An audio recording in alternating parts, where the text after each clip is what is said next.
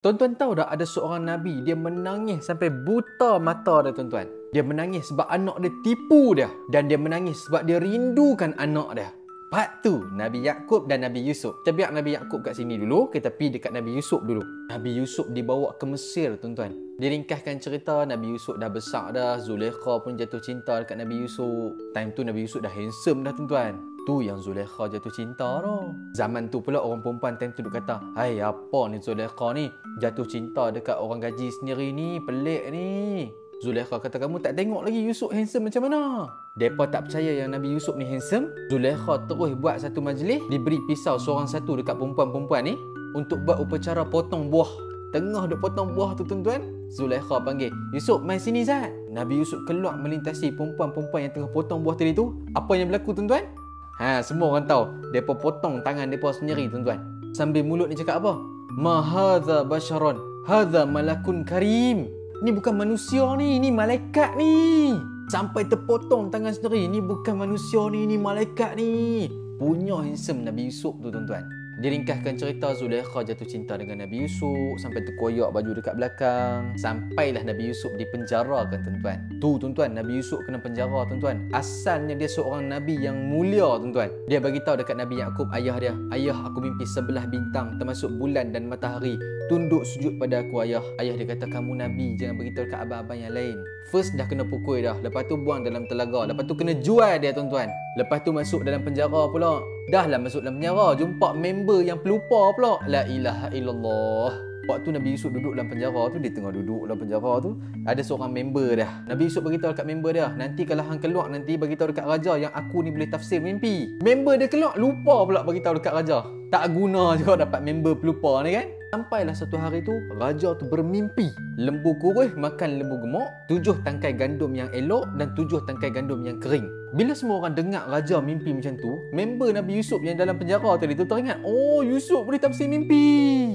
Time itulah Nabi Yusuf tafsir mimpi akan berlaku kemarau, kita kena buat simpanan dan sebagainya gandum ni untuk ke depan. Nabi Yusuf dilantik menjadi pembendaharaan negara tuan-tuan. Diringkaskan cerita lagi, sampailah Nabi Yusuf jadi raja muda Mesir tuan-tuan. Kita stop Nabi Yusuf biar dia jadi raja dulu. Kita pergi balik dekat Nabi Yaqub. Nabi Yusuf duduk di Mesir, Nabi Yaqub duduk di Palestin tuan-tuan. Di Palestin time tu berlaku kemarau yang teruk tuan-tuan. Sampaikan abang-abang Nabi Yusuf ni kena pergi ke Mesir untuk minta bantuan makanan. Abang-abang Nabi Yusuf sampai saja dekat istana tu tuan-tuan. Apa yang berlaku? Dia jumpa Nabi Yusuf tuan-tuan. Time tu dia tak kenal Nabi Yusuf sebab Nabi Yusuf dah handsome dah. "Tuanku, boleh tak kami nak buat pertukaran barang tuanku? Kami kemarau dekat tempat kami nak makanan. Boleh tak tuanku?" Dia nak buat sistem barter lah tuan-tuan. Nabi Yusuf tanya, "Kamu bukan ada adik ke seorang lagi?" Okey tuan-tuan, Nabi Yaqub dia ada 12 orang anak. 10 daripada ibu yang lain, 2 daripada ibu yang lain. 2 ni Nabi Yusuf dan Bunyamin, adik-beradik Nabi Yusuf ni. Sebab tu Nabi Yusuf tanya, "Mana adik kamu seorang lagi, Bunyamin tu?" Adik Nabi Yusuf lah tu. "Ada, dia duduk dengan ayah kami sekarang. Bawa Bunyamin datang ke sini dulu, baru kita boleh settlekan urusan ni."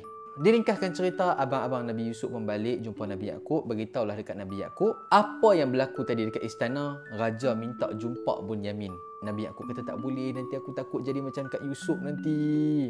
Pujuk. Tak apalah, jagalah Bunyamin ni elok-elok. Mereka bawa Bunyamin jumpa Nabi Yusuf tuan-tuan. Bunyamin, adik Nabi Yusuf dan abang-abang yang lain pun sampai saja dekat istana Nabi Yusuf. Nabi Yusuf buat apa tuan-tuan? Nabi Yusuf arahkan pegawai dia letak satu barang raja dalam beg Bunyamin tu. Di hujung nak keluar nanti ada spot check. Siapa yang mencuri mesti ditinggalkan di sini. Tu plan Nabi Yusuf.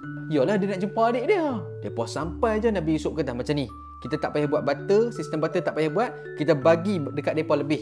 Jangan ambil barang mereka. Patutnya sistem barter kena tukar barang. Tapi tak, kita bagi dekat mereka." Dah settle semua, dah ambil barang semua, dah nak balik dah. Sampai dekat pintu nak keluar tu, Nabi Yusuf kata, "Sebenarnya kamu semua ni ada niat jahat." Kata abang-abang Nabi Yusuf, "Tak, kami datang sini dengan hati yang bersih." Tak mengaku lah. Jom kita buat spot check. Check beg kawan ni, check beg kawan ni. Tiba-tiba dekat Bunyamin, tarik. Jatuh barang raja punya. Bunyamin kena tinggal di sini. Sudah, macam mana nak jawab dekat ayah dia ni tuan-tuan? Mereka balik jumpa Nabi Yaqub. Nabi Yaqub tanya, "Mana Bunyamin?" "Ayah, Bunyamin mencuri. Dia ditinggalkan di istana, ayah."